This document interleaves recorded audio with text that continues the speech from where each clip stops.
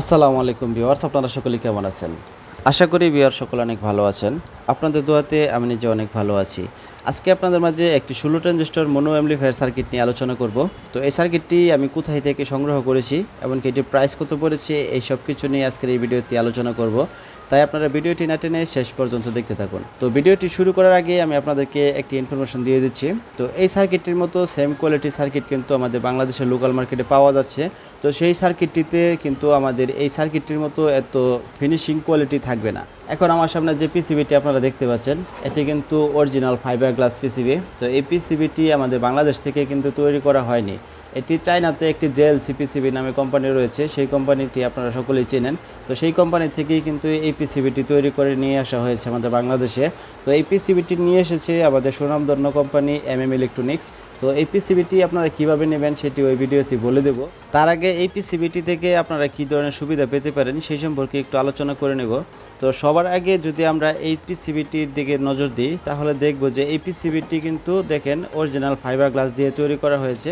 তো আমি আপনাদেরকে বোঝানোর সুবিধার্থে এটির সাথে অরিজিনাল একটি পিসিবি ম্যাচিং করে দেখাবো যে এই সার্কিটটি আর অরিজিনাল সার্কিটটির মধ্যে পার্থক্য কতটুকু রয়েছে। তো এখন আমি আপনাদের সামনে যে একটি পিসিবি নিয়ে এসেছি, এটি কিন্তু 4080 অরিজিনাল একটি সার্কিট। তো এই সার্কিটটির যে কোয়ালিটি রয়েছে, তো সেই কোয়ালিটির সাথে এই সার্কিটের কোয়ালিটি যদি মিলাতে যাই তাহলে কিন্তু দেখতে গেলে একই সেম মনে হয়। তো এই সার্কিটটি আর এই সার্কিটটির মধ্যে কোনো পার্থক্য আমি দেখতে পাচ্ছি না। তো আমাদের বাংলাদেশে যারা অরিজিনাল অ্যাম্পলিফায়ারের মতো কোয়ালিটিফুল অ্যাম্পলিফায়ার তৈরি করতে চাচ্ছেন কিন্তু সার্কিটের জন্য তৈরি করতে পারছেন না, তাদেরকে আমি সাজেস্ট করব এই সার্কিটটি দিয়ে অ্যাম্পলিফায়ার তৈরি করার জন্য। কারণ এই সার্কিটটি আমি নিজে ব্যবহার করেছি, এটির সাউন্ড কোয়ালিটি অনেক সুন্দর অরিজিনাল অ্যাম্পলিফায়ারের মতো।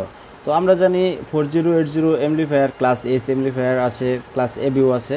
তো ক্লাস এস এ যে অ্যাম্পলিফায়ারটি রয়েছে সেটিতে কিন্তু বেস কোয়ালিটি সাউন্ড কোয়ালিটি অনেক হাই, অনেক স্ট্রং হয়ে থাকে।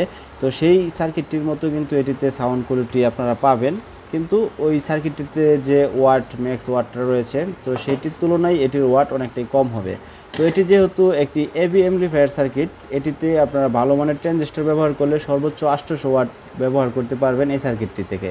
তো ভিউয়ার্স, এতক্ষণ আপনাদের সামনে এই সার্কিটের ফিনিশিং কোয়ালিটি নিয়ে আলোচনা করেছি। এখন তাহলে চলুন আমরা দেখে আসি এই সার্কিটটি তৈরি করার ক্ষেত্রে কতটুকু গুণগত মানের কম্পোনেন্ট দিয়ে এই সার্কিটটি তৈরি করা হয়েছে। তো সর্বপ্রথমেই আমি আপনাদেরকে এই সার্কিটটির রেজিস্টরগুলো সম্পর্কে একটু ধারণা দেওয়ার চেষ্টা করি। তো এখানে দেখেন যে রেজিস্টরগুলো ব্যবহার করা হয়েছে, এগুলো কিন্তু সবগুলো 1% টলারেন্সের রেজিস্টর ব্যবহার করা হয়েছে। তো এই পাশেও যে রেজিস্টরগুলো আপনারা দেখতে পাচ্ছেন এগুলো কিন্তু 1% টলারেন্স রেজিস্টর ব্যবহার করা হয়েছে।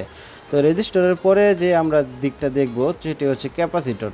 তো এই সার্কিটটিতে যে ক্যাপাসিটরগুলো ব্যবহার করা হয়েছে সেইগুলো কিন্তু অনেক ভালো মানের ক্যাপাসিটর ব্যবহার করা হয়েছে। আর ক্যাপাসিটর ছাড়া যে আমরা যে দিকটা সবচেয়ে বেশি গুরুত্ব দিই সেটি হচ্ছে ট্রানজিস্টর। তো একটি সার্কিটের মধ্যে যে ট্রানজিস্টর ব্যবহার করা হয় সেই ট্রানজিস্টরগুলো কিন্তু সার্কিটের যে সাউন্ডটি থাকে সেই সাউন্ডটাকে বুস্ট করে থাকে।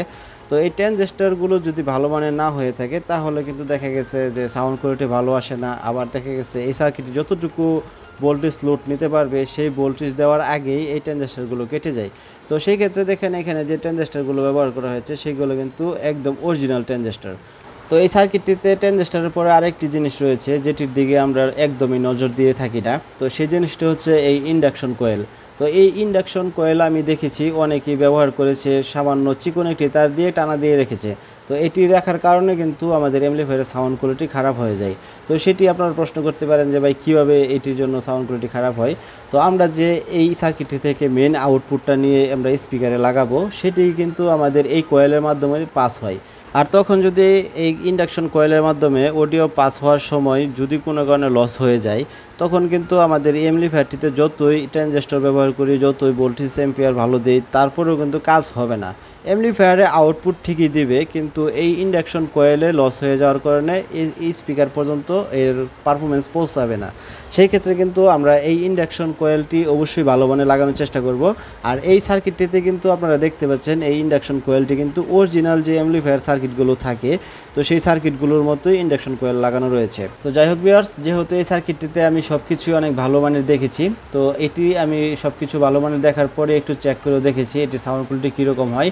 তো এটি সাউন্ড কোয়ালিটিও কিন্তু আমার কাছে খুবই বেটার মনে হয়েছে। সেই জন্য আমি বলবো যে আপনারা যারা অরিজিনাল অ্যাম্পলিফায়ারের মতো অ্যাম্পলিফায়ার তৈরি করতে চাচ্ছেন আমাদের বাংলাদেশ থেকে, তারা এই সার্কিটটি ব্যবহার করতে পারেন। তো এটি ব্যবহার করলে কিন্তু আপনারা একটি অরিজিনাল অ্যাম্পলিফায়ারের মতো সাউন্ড কোয়ালিটি পেয়ে থাকবেন। তো যাই হোক ভিউয়ার্স, এই সার্কিটটির ফিনিশিং কোয়ালিটি এমনকি সাউন্ড কোয়ালিটি দুটো মিলেই কিন্তু আমার কাছে অনেক ভালো মনে হয়েছে। সেই জন্য আমি আপনাদের মাঝে এই সার্কিটটির রিভিউ নিয়ে এসেছি। আর এই সার্কিটটি আমি সংগ্রহ করেছি ইলেকট্রনিক্স থেকে। আর ইলেকট্রনিক্সের সমস্ত ঠিকানা আমার ভিডিওর ডিসক্রিপশনে দেওয়া থাকবে, সেখান থেকে দেখে আপনারা এই সার্কিটটি নিতে পারবেন। আর এই সার্কিটটির যে বর্তমান মূল্য সেটি রয়েছে 1400 থেকে 1500 টাকা। আর এই সার্কিটটির প্রাইসটি কিন্তু অনেক সময় ওঠানামা করে, কারণ এখানে যে কম্পোনেন্টগুলো ব্যবহার করা হয়েছে এই কম্পোনেন্টগুলোর যে প্রাইস রয়েছে সেটাও কিন্তু অনেক সময় ওঠানামা করে, যার কারণে এই সার্কিটের প্রাইসটা ওঠানামা করে। তো যাই হোক ভিউয়ার্স, আমরা যেহেতু ভিডিও শেষের দিকে চলে এসেছি, তো এখন আমি আপনাদেরকে এই সার্কিটের কানেকশন সুবিধাগুলো একটু দেখিয়ে দিই। তো সবার প্রথমেই আমি আপনাদেরকে এই এলইডি ডিসপ্লে যে কানেকশনগুলো থাকে এটি নিয়ে অনেক বিভিন্ন সমস্যার সম্মুখীন হন। তো সেটি আমি আপনাদেরকে একটু দেখিয়ে দিচ্ছি। এই সার্কিটটিতে কিন্তু এই সমস্যার সম্মুখীন হতে হবে না, কারণ এখানে দেখেন প্রত্যেকটি লাইটের জন্য আলাদা আলাদা করে পয়েন্ট রয়েছে। এখানে দেখেন পাওয়ার, তারপর সিগন্যাল, তারপর ক্লিপ, তারপরে প্রোটেক্ট, আলাদা আলাদা কিন্তু অপশন রয়েছে। আপনারা এখান থেকে কানেকশন করে নিয়েই কিন্তু সরাসরি ডিসপ্লেতে দিয়ে দিতে পারবেন। তো তারপরে সাথেই যে একটি 2 পিনের একটি কানেক্টর দেখতে পাচ্ছেন, তো এই কানেক্টরটি হচ্ছে আমাদের এই সার্কিটটিতে অডিও ইনপুট। তো এই অডিও ইনপুট নিয়ে অনেকে একটা ঝামেলাত পড়েন। দেখা গেছে অনেক সার্কিটের মধ্যে এখানে 3টা পিন থাকে, যেমন এখানে দেখেন এই 4080 যে সার্কিট রয়েছে এখানে দেখেন 3টা পিন রয়েছে। তো এরকমভাবে অনেক সার্কিটের মধ্যে এখানে 3টা পিন থাকে। 3টা পিন থাকলে অনেকেই বিভিন্ন সমস্যায় পড়েন যে আমরা এখানে কোন পিনটা গ্রাউন্ড রাখবো বা কোনটাতে কি লাগাবো, তো এরকম একটা সমস্যায় পড়তে হয়। তো এখানে ওইরকম কোনো সমস্যা নেই, এখানে শুধু একটা গ্রাউন্ড আর একটা হচ্ছে ইন। তো দুটি টার্মিনাল এখানে লাগাই দিলেই কিন্তু আমাদের অডিও ইনপুটটা হয়ে যাবে। তো তারপরে এদিক থেকে এসে আমাদের সার্কিটের মাঝখানে যে একটি কানেক্টর দেখতে পাচ্ছি, তো এই কানেক্টরটিতে কিন্তু আমাদের এই সার্কিটটি রানিং করার জন্য 12012 একটি ভোল্টেজ সাপ্লাই ব্যবহার করতে হবে।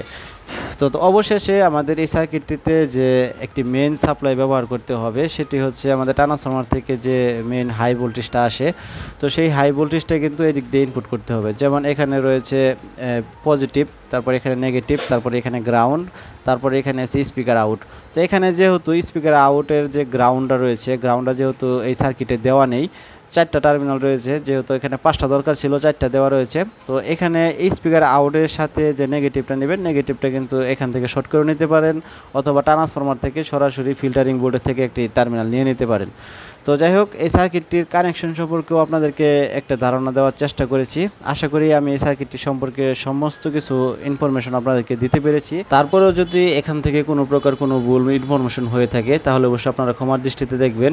আর এই সার্কিটটি আমি আবারও আপনাদেরকে গ্যারান্টি দিতে পারি, এই সার্কিটটি কিন্তু আসলে অনেক ভালো মানের একটি সার্কিট। এটি দিয়ে আপনারা একটি প্রফেশনাল অ্যাম্পলিফায়ার তৈরি করতে পারবেন। তো সেই ক্ষেত্রে আমি আপনাদেরকে গ্যারান্টি দিতে পারি। আর তাছাড়া আমার হাতে যে আরেকটি সার্কিট আপনারা দেখতে পাচ্ছেন, এটি কিন্তু 4080 অরিজিনাল একটি সার্কিট। এই সার্কিটটি নিয়েও যদি আপনারা কোনো রিভিউ চান, নতুন কোনো ভিডিও চান, তাহলে অবশ্যই আমাকে কমেন্ট করে বলবেন।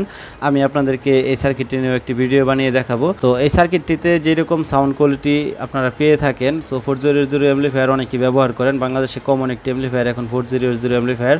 তো সেই অ্যাম্পলিফায়ারটিতে যেরকম সাউন্ড কোয়ালিটি পেয়ে থাকেন, তো আশা করি এই সার্কিটটিতেও ওইরকম সাউন্ড কোয়ালিটি পেয়ে থাকবেন। তো এখন আপনাদের মনে আরেকটি প্রশ্ন আসতে পারে, এটি যেহেতু একটি ক্লাস এবি অ্যাম্পলিফায়ার সার্কিট, আবার এটিতে 16 ট্রানজিস্টর ব্যবহার করা হয়েছে, আর এটি যেহেতু একটি ক্লাস এইচ অ্যাম্পলিফায়ার সার্কিট, আবার এটিতে 20 ট্রানজিস্টর ব্যবহার করা হয়েছে, তাহলে দুটির সাউন্ড কোয়ালিটি কীভাবে এক হয়? তো আমি বলেছি সাউন্ড কোয়ালিটি দুটিতে একই রকম হবে, দুটির ওয়াট একই রকম হবে না। ওয়াট একটা জিনিস ভাই, আর সাউন্ড কোয়ালিটি আর একটা জিনিস। এটিতে আপনারা ক্লাস এইচ যেহেতু 20 ট্রানজিস্টর পাবেন 2000 ওয়াট, আর এটি যেহেতু ক্লাস এবি একটি অ্যাম্পলিফায়ার সার্কিট, এটি থেকে আপনারা পাবেন 800 ওয়াট আউটপুট ভালো মানের ট্রানজিস্টর ব্যবহার করলে। তো আপনাদেরকে অবশ্যই জিনিসটা ক্লিয়ার করতে পেরেছি যে ওয়াট একটা জিনিস আর কোয়ালিটি আর একটা জিনিস। কোয়ালিটি হচ্ছে দুটির সাউন্ড কোয়ালিটি একই রকম, ওয়াটটা কম বেশি আছে। তো যাই হোক ভিউয়ার্স, আজকের ভিডিও আমি এখানে শেষ করছি। দেখা হচ্ছে পরবর্তী আরও কোনো ভিডিওতে। তো আমাদের ভিডিওটি আপনাদের কেমন লেগেছে সেটি অবশ্যই আমাকে কমেন্ট করে জানাবেন। আর আমাদের ভিডিওটি যদি আপনাদের ভালো লেগে থাকে তাহলে অবশ্যই আমার এই চ্যানেলটি সাবস্ক্রাইব করে আমার চ্যানেলের সাথে থাকবেন। আর আমাদের সাথে এতক্ষণ থাকার জন্য আপনাদের সকলকেই অসংখ্য ধন্যবাদ।